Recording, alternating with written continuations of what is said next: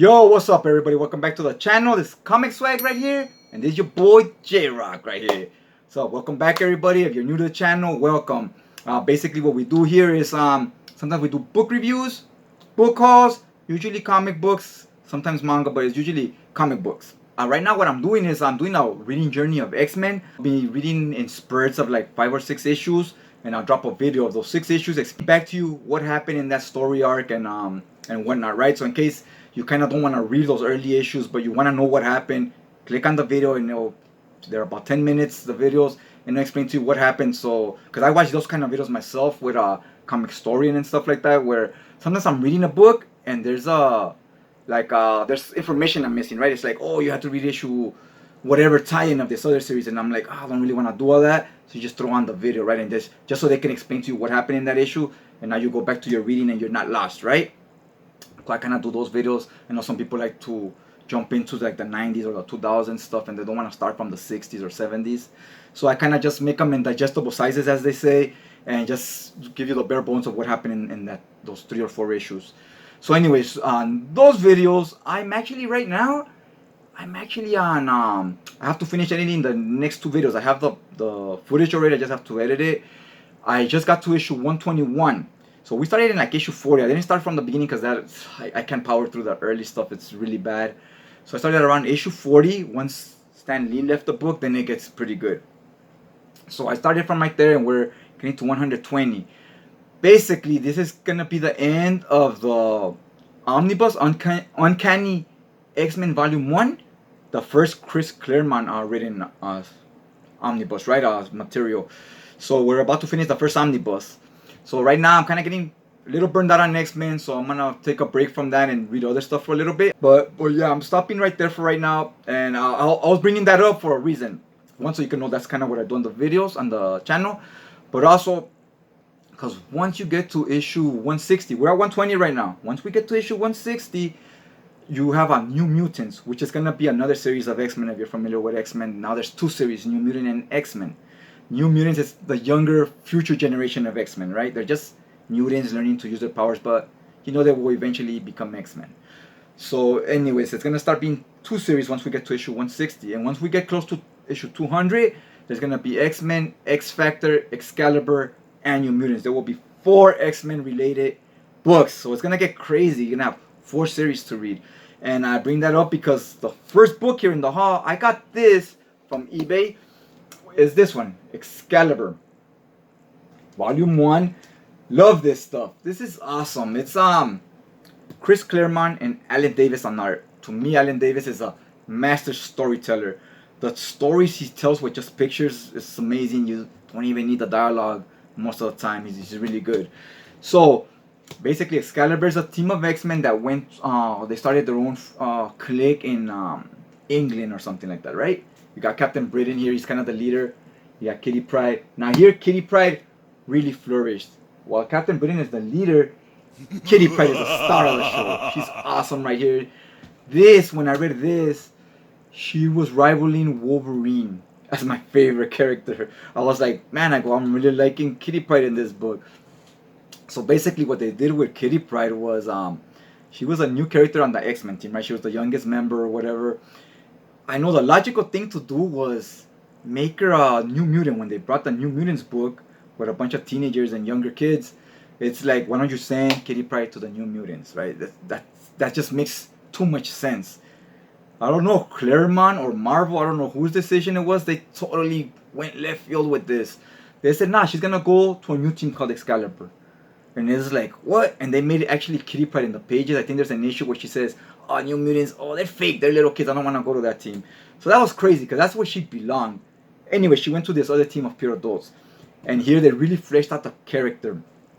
And she became awesome. Like, this book is kind of like an X-Men where Cyclops is the leader of the team, but the star of the show is Wolverine. We all know that's the character that gets the most camera time. Same here, it's kind of like the leader's Captain Britain, but it's really about Kitty Pryde. So if you like Kitty Pryde, this is the best Kitty Pryde material you're gonna get out there. That book was actually going at around 100 and 110. I saw somebody had it at 100.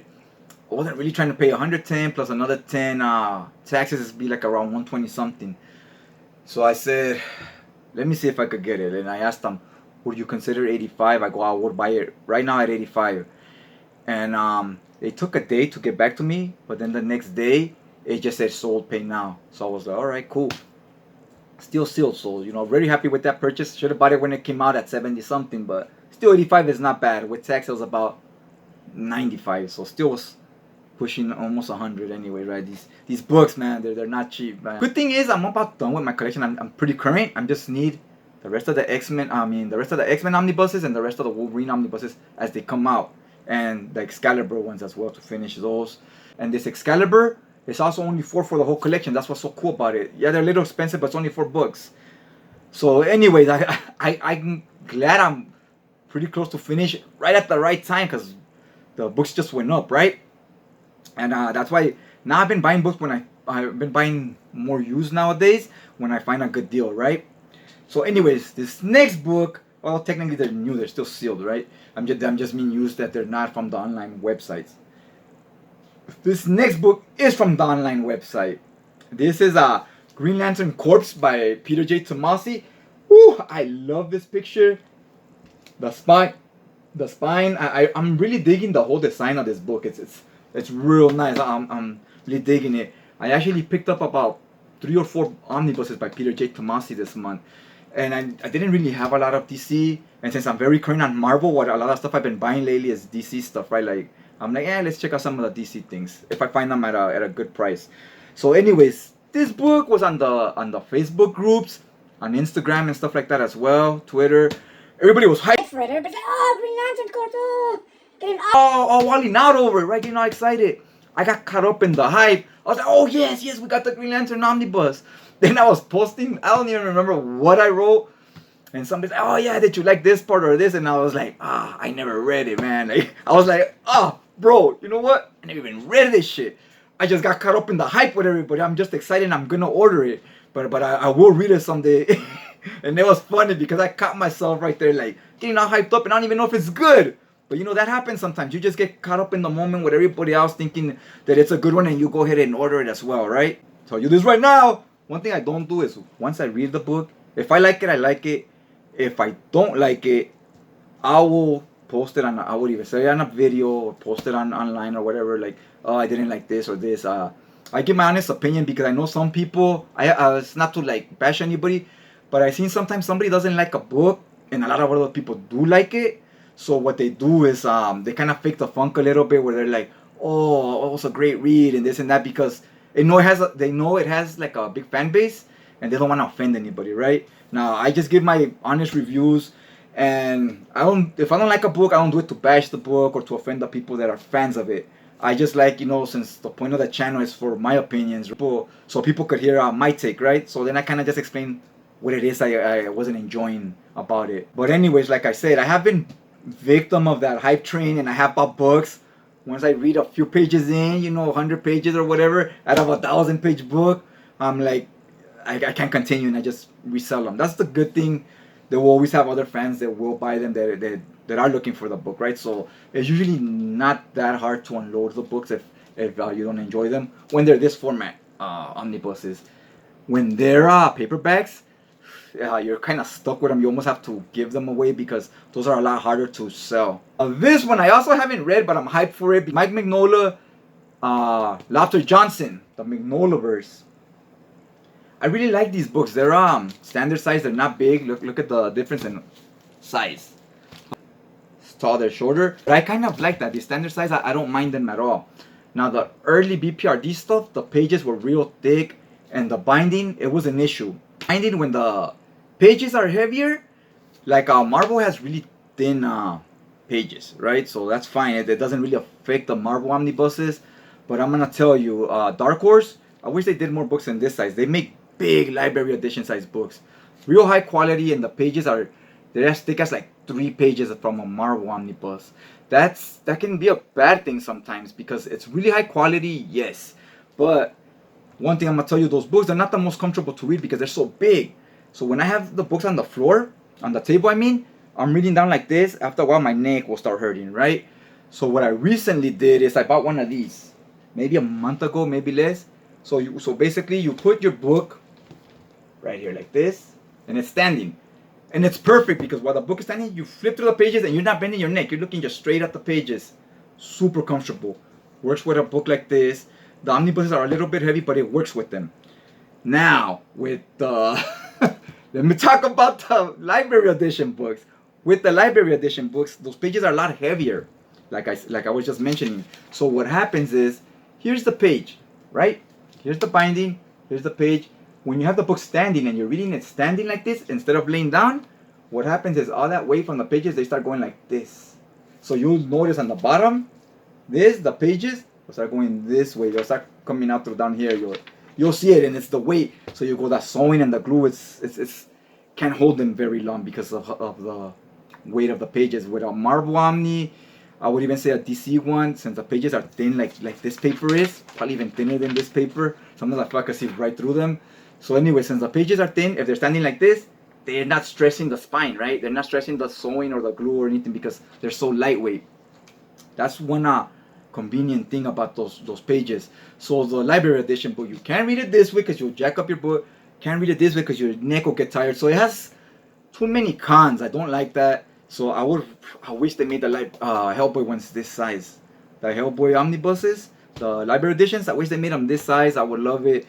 The early BPRD books of these, the Plague of Frogs ones, they also had very thick pages. So even though the book was smaller, like this size, the same thing happened because the pages were still pretty heavy. So when you read it standing like that, the pages would sag as well.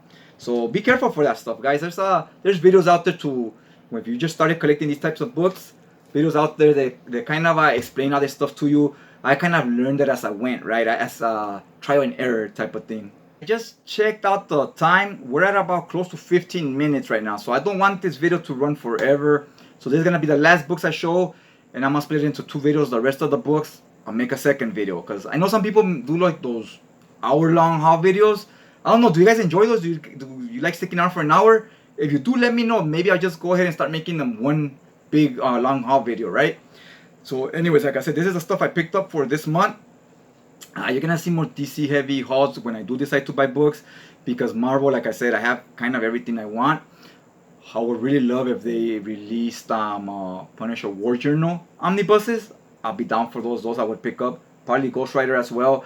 But the other stuff, I'm just finishing the series that I already have. Excalibur, X-Men, Wolverine, stuff like that. So I just wait for the new releases to come out, and I buy those to continue the series. I just don't want to start new ones right now, because I want to finish those, and space is always an issue.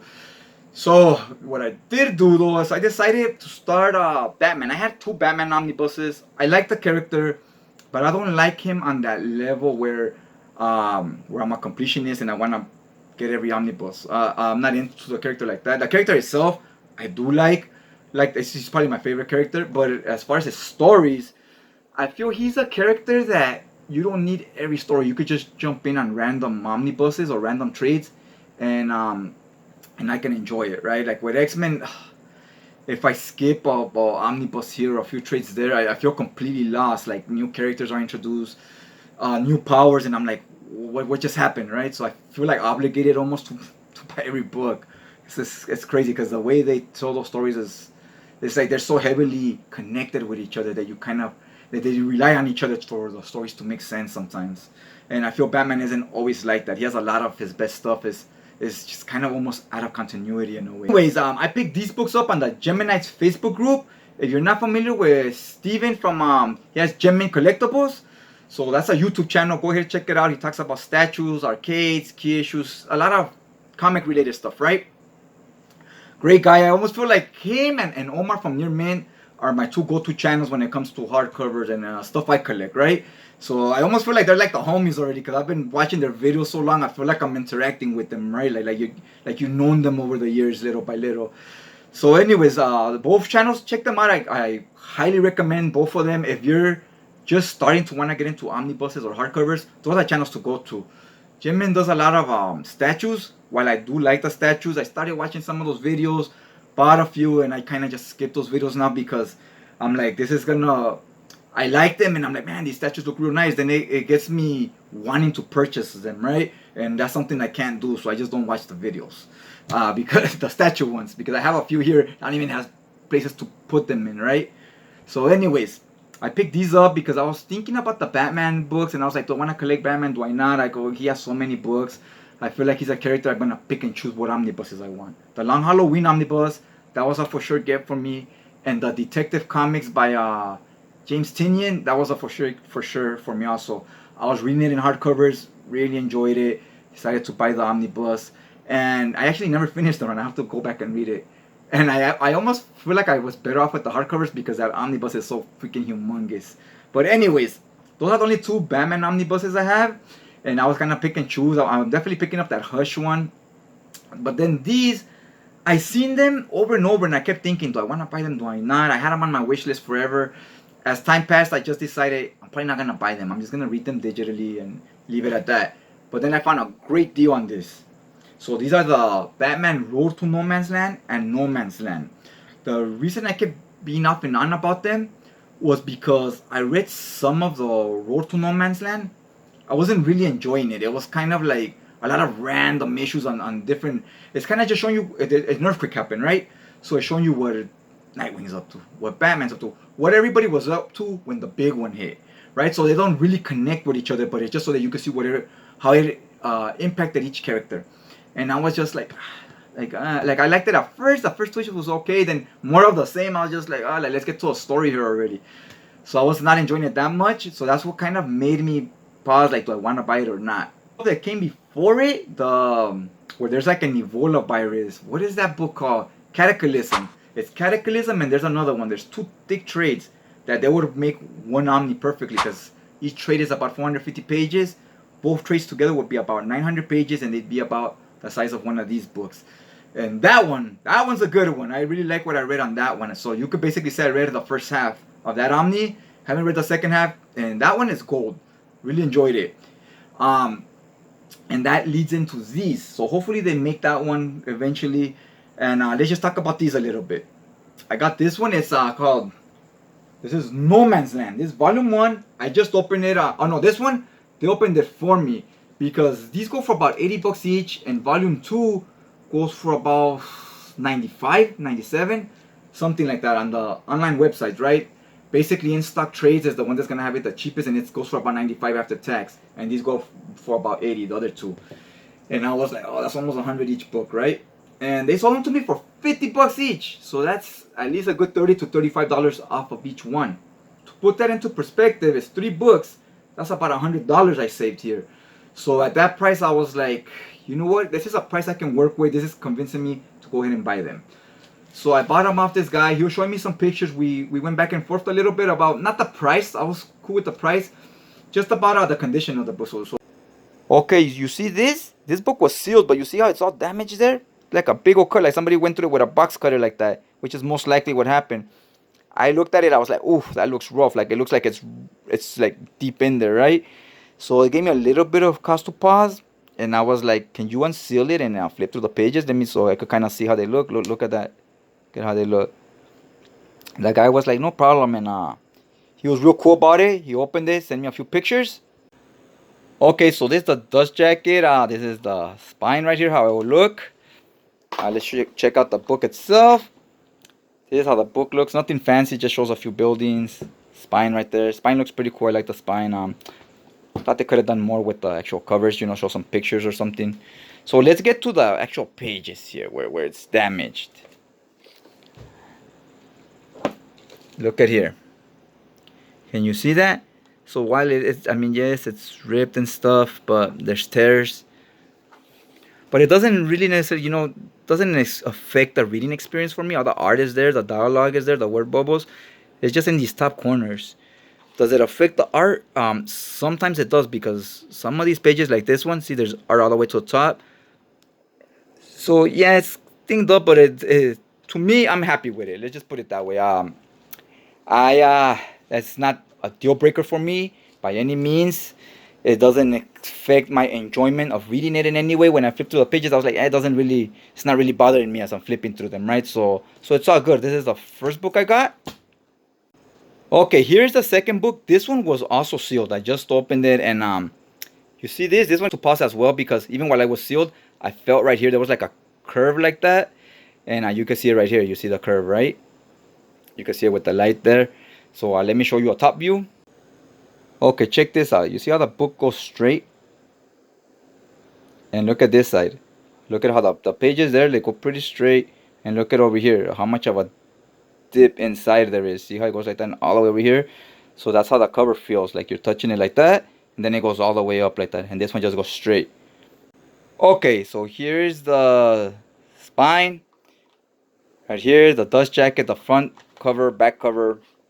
This one's much like the other ones. Kind of same thing. They said this one's purple, the other one is blue. Now, one thing I noticed right here, the cut inside, because of how it is out here, how it dips in. When you go here, man, this is deep inside. Like you could put your finger way in there. It curves in a lot. The issue with that is that look at since it curves in so much, it's not straight. When you go like that, look at the pages. Even look at how much pages I'm putting. And look at even when I put like, look. Here it starts settling down a little bit. You gotta go like up to here to, even then you gotta hold it with your hand. Look at that. Wow. Oh, it's that's kind of an issue there, and it's because of this whole thing here. That's just I don't even think it's damaged. I think it was just made that way. Look, I think it was just made that way. This affects it a lot. Let's do it backwards. Okay, now this one doesn't have a big dip. See, I can't even put my finger in there like the other side. Okay, it still does that.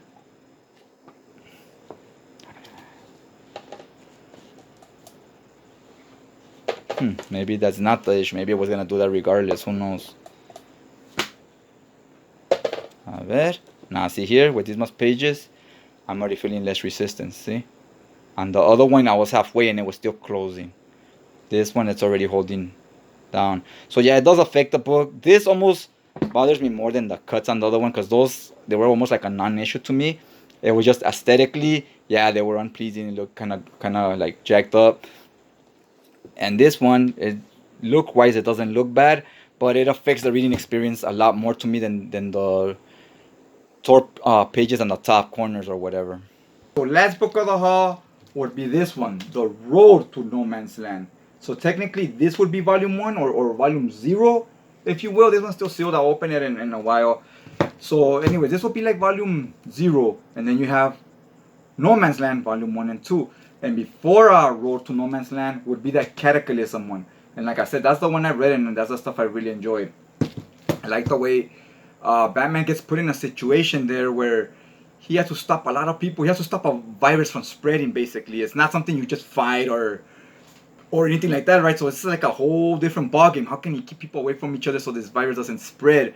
And at the same time, he doesn't want to keep them contained in one little corner either, right? Because that's kind of like inhumane. So it's a really good story. I recommend that one. One last thing I wanted to do. This will be the last book for right now. Peace out with this one. But before I do, in the comment section and a lot of my videos, also sometimes on pictures, but more specifically on videos, I see this a lot. Is people always ask me when I show my bookshelves or books in general, right? Pictures of a few books or whatever. They ask me two things. Why you keep all your books sealed? You don't open them to read them? And sometimes I actually do leave them like this, and I just put them on the shelf. And I'll open it when I get to reading it, right? I have done that in the past. I do have a few like that. But usually I do open them. And but I do put them in plastic. So I tell people, nah, I open them and, check that they're not damaged or anything. But what I do is I put them in poly bags. So people ask me, oh, that's real cool. Where do you get these bags and so forth?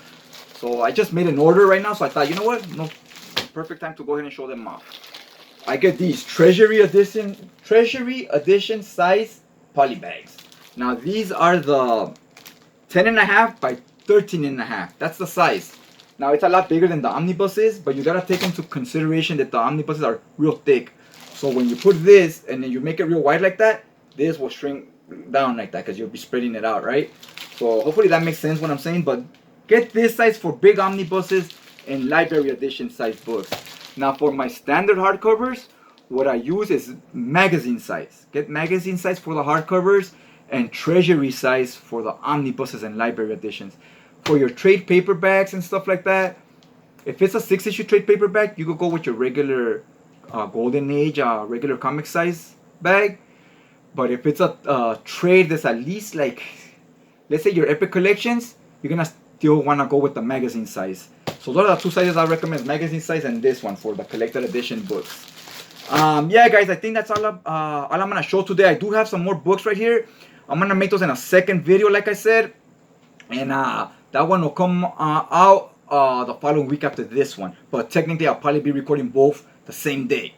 Okay, hopefully you guys enjoyed the video. If you did, go ahead and hit that like button. If you're not already subscribed, what you doing, man? Help out your boy and subscribe. That way, it'll notify you on your feed when the next video's up, and you could give it a watch. So other than that, just thank you guys for taking some time out of your day, checking out the video. I kind of had fun making this one, even though I didn't really flip through the books or really talk about what's the material inside today. But yeah, guys, I had fun making the video and just talking about the process of buying the books themselves. So, alright guys, that's it. I'll check you guys out next time.